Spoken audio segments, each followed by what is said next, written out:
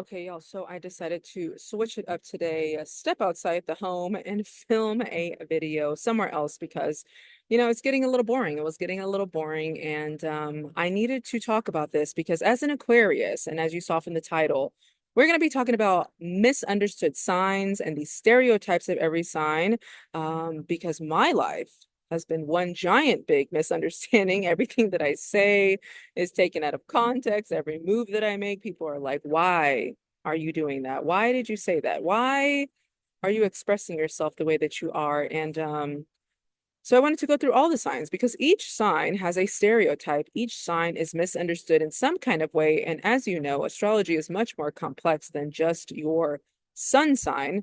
You have an entire birth chart that makes up your personality. But I wanted to go through each one of these signs because I know that a lot of times, whenever it comes to, you know, zodiac signs, people will be like, oh no, I don't like Geminis because XYZ, or oh no, I can't do a Taurus because XYZ. So, wanted to go through each one of the signs and tell me if you are this sun sign, have you been stereotyped with this type of behavior?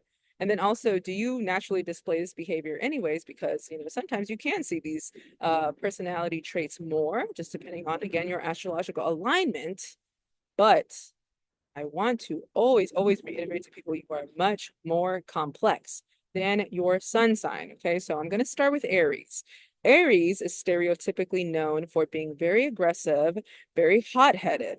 Oftentimes they're labeled that because it is a fire sign, very confrontational, can be overly impulsive. But while they are naturally like that, that are assertive or they're very action oriented, they can be very passionate. Because it is the leader, it's the first sign of the zodiac. So a lot of times they can be seen as like, oh, they think they're the best. They think they're number one, but it's literally they are number one. That is the first sign. So, whenever you look at an Aries, they're not always going to be like thinking they are the top of the top, the cream of the crop, but it can come out like that. So not every Aries is like that. Not every Aries is aggressive. I actually do know some very passive Aries, people who don't speak up. If you are a fire sign, you can be more water in your birth chart. You can be more earth in your birth chart. So you're not as intense as it can seem. Now, I don't know if y'all have seen that movie. What is it called? It's that Pixar movie where it's like a bunch of different personalities in the girl's head, that red, the fire one. That can be seen as like Aries type of energy, but Aries is not as aggressive and as hot-headed as everyone can think. So whenever you see an Aries, understand that they're not all like that, okay? And as far as Taurus, Taurus has a stereotype of being very lazy or being very materialistic because Taurus naturally rules the second house of like luxury or your wealth or the things that you value. It can be possessions as well. Taurus is known for liking the quality things and nice things in life. And again, because it rules over the house of money, it can be seen as very materialistic, but it is an earth sign. So earth signs tend to be more drawn on the material plane. They need the resources, and Taurus does rule over the house of resources. So it's not that they are materialistic, is that they need resources in life to feel stable, to feel secure. It can be also be known as lazy because it is a sign known for comfort. So once it finds its comfort, it kind of wants to stay in that. A lot of times Taurus energy, they like to snuggle up under the covers. They like to kind of sit on the couch, the couch potato type stuff, but they do value stability and, the luxuries of life. So don't think that they're lazy.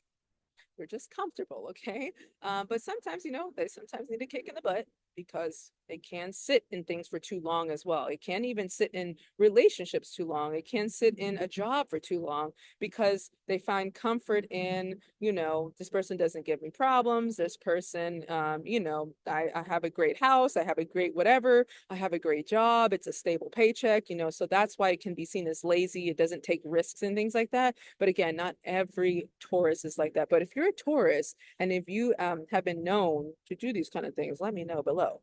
And then also, like we're moving on to Gemini. Gemini has that big stereotype of being two-faced. The twins, the duality. It can also be very indecisive, that Mercurian energy, always in its head, always like thinking like, what should I do? I do know some Geminis who are like, my anxiety, my anxiety. But it's not that. It's just that Mercurian energy is keeping them just always thinking, overly thinking, they have a natural curiosity as well. They can be seen as being like gossips or talking too much, but again, it's a sign of communication. Not all of them are like that, but they do have a natural inclination to want to know more. And again, it's not that they are two-faced, it's not that they're indecisive, but they just naturally have a curious actually know a little bit about a lot of stuff. They're very adaptable. They can explore many different perspectives of people. So that's why sometimes people think they're two-faced, but it's not a two-faced thing. It's like they're needing to know a little bit about everything from everyone. So, they're not picking sides a lot of times. They can, again, like I said, maybe seeing both sides to everything. So it is not a two-faced thing. It's just the duality of the Gemini twin. So if you're a Gemini twin, let me know. Do people think you're flaky? That can also be a thing too. They can be seen as flaky. Seen as people who don't show up on time. That's also something too with Gemini. But it's not everyone. But if you do have this Gemini energy, Gemini sun or Gemini placements, let me know if you're like that too.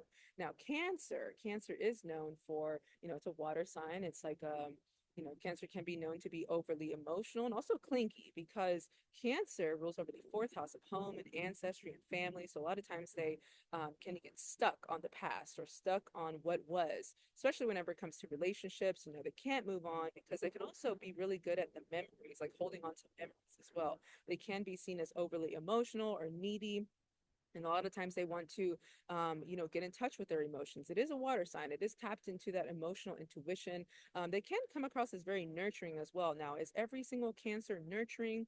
Not really, but they can be seen as very like supportive, very compassionate as well. Cancer is the moon, it's the mother, people who like to take care.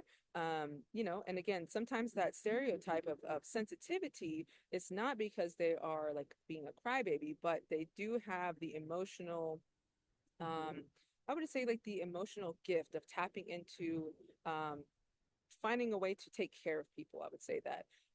But there is that stereotype. Every time I see people talking about cancers, they're like, oh my gosh, they're so sensitive, or oh my gosh, they're so this or that. It's not that. Okay, it's not always that. They do have a side to them that does want to take care of people. And yes, they are. It's a feminine sign. Water signs are feminine signs, so they are tapped into that emotional aspect of them. But don't go too hard. Cancer. You feel like they're a baby, or if you feel like they're too sensitive, let me know below too. Then after Cancer, we got the Leos. Now, Leo, of course, Leo is definitely known for being attention seeking or self-centered. Or when people hear Leo, they're like, oh, you like attention. Because Leo is the sun. Leo is spotlight. Leo rules over the fifth house of astrology, which is the house of like children, theater, acting. A lot of times, Leo energy can like to be seen. And it's not that they are wanting fame or wanting the stardom, but they do take pride in everything that they do. It's the it's prideful. They can be prideful. That could be the negative side of it, but they just like to recognize for the things that they do. They do seek constant admiration, that constant attention, which can be seen as egotistical. Leo is literally just the sun. So if you are with Leo placements, Leo energy, um, I would say either they're going to be the people who's put the spotlight on you, like they like people. I know a Leo son who literally is always telling people to shine. Like if you want to wear that thing, you wear that thing. You put that thing on. You in your life. Leo energy, so it can be mistaken as literally attention seeking, but because they are the sun, they do like to push that out of people as well. And they are also people who are very warm. Leo does rule the heart, so a lot of times Leos can be people with their heart more than their mind. Very romantic type of energy as well can come from Leo placements, Leo energies, Leo sun. So if you're Leo sun, who is a typical traditional Leo, let me know below too. Now, Virgo. Virgo. I always go so hard on Virgos. Virgo energy is known to be very critical, very nitpicky with people, because Virgo is the virgin of the zodiac. Virgo rules the house of work, the house of like their day-to-day routine. So a lot of times Virgos can be seen as very critical and nitpicky. Like overly critical of others, they're very detail oriented, very blunt. So they will speak their mind. If they don't think something is right, they're going to say it, they're going to do it. A lot of times, I personally, you know, I can get turned off by Virgo energy because I'm somebody who flow. I don't really care too much about a lot of stuff. Now I do like perfectionism, but in a way that is not, again, so overly critical, overly demanding. That can be um, the Virgo way of, like, displaying their energy, how they are. But they're very efficient in their work. Now, I will say every sign does have its gift.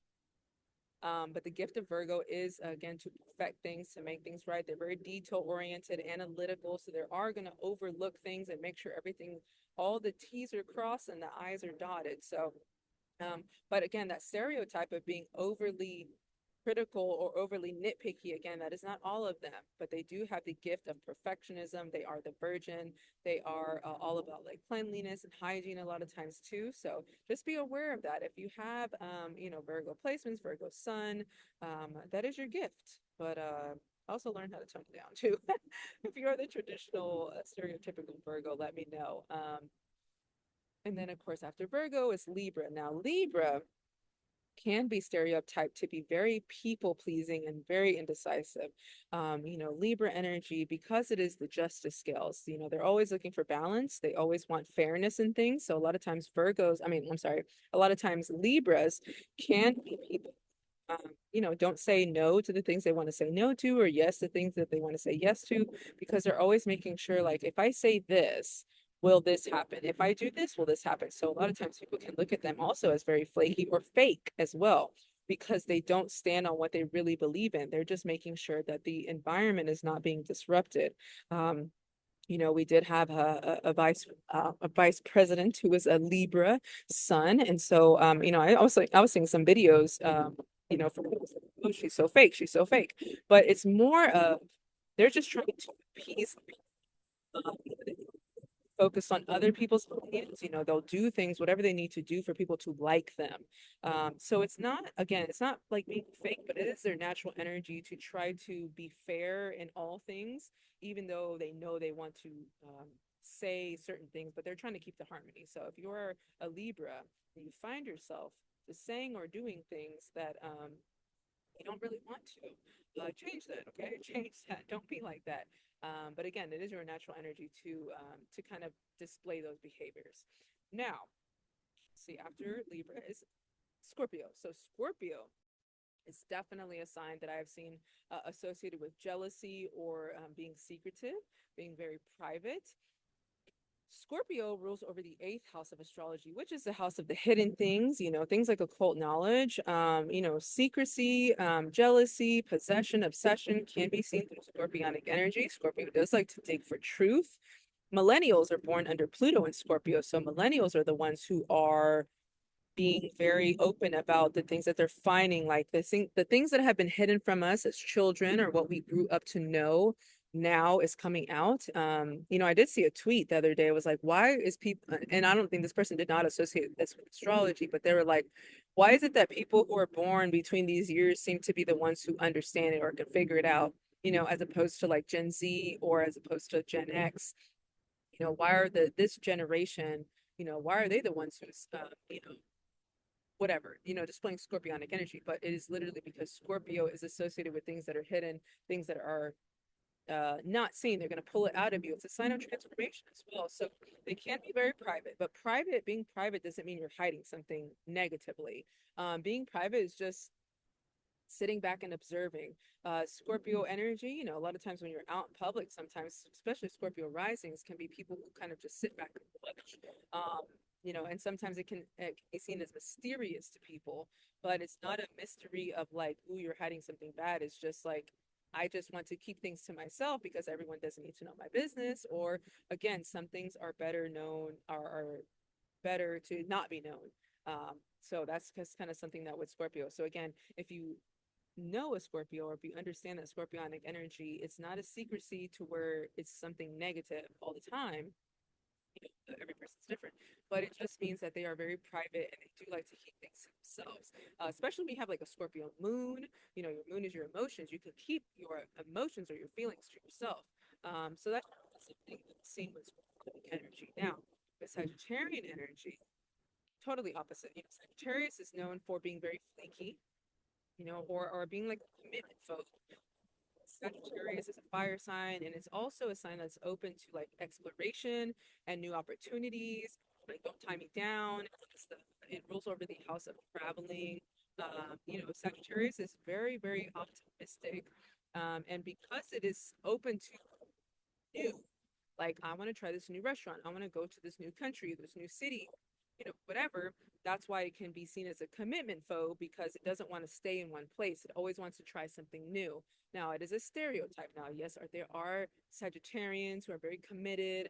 They can be like that, but you also have to allow freedom and exploration and trying things new in whatever environment that you're in. So they can be seen as like very adventurous too. Like I said, ready to explore. It is fire. Fire can be impulsive, it can be impatient. But again, it's a risk taker as well. So if you know any Sagittarians or Sagittarius energy, just know that it's not that they can't make a commitment. It's just that they need the freedom and exploration within whatever it is that they're doing. So be aware of them. And then Capricorn. Capricorn is the 10th sign. So, of course, Capricorn energy, Saturnian energy, can be known for being very cold, very ruthless, ruthlessly ambitious as well, because Capricorn does rule over the 10th house of astrology, which is the house of career, your reputation, your status. So a lot of times, Capricorns can be people who work really hard. Um, and also, like, I want to say like a coldness to where like they don't care who they got to step on to get to the top. That I feel like that's more of like an Aries type of energy, but Capricorn takes their work very serious. So, they can be those strict rule followers as well. And it's not that they are cold and ruthless. It is the Saturnian energy itself. It's just more serious. I do know a lot of fun Capricorns. So it's not a end all be all. Whenever I see Capricorn, I do instantly think of like your follower. You like to be so serious. You like to, but they value stability. Earth signs in general value stability. Capricorn is more a traditional sign. So, like the father of the zodiac, the dad that makes sure that everybody has what they need in the family, the head of household. So they're going to make sure that those things are done first before they have the fun. Um, I've seen that. They're very like regimented in the things that they do, their scheduling and all that kind of stuff. The Capricorns that I know here at the gym, they're here all the time at the same time every single day. They're not breaking routine because it is very serious for them to get their things accomplished. Okay, so is every Capricorn like that? No. When you understand astrology and understanding that you are more than just your sun sign, and you will have all these other energies in you that make you the way that you are. Now, I have seen some very serious Capricorns, and then again, more lighthearted ones. But if you are the serious Capricorn, let me know below, because I want to know why you're like that. And then Aquarius. Aquarius, known for being detached, for being very unconventional.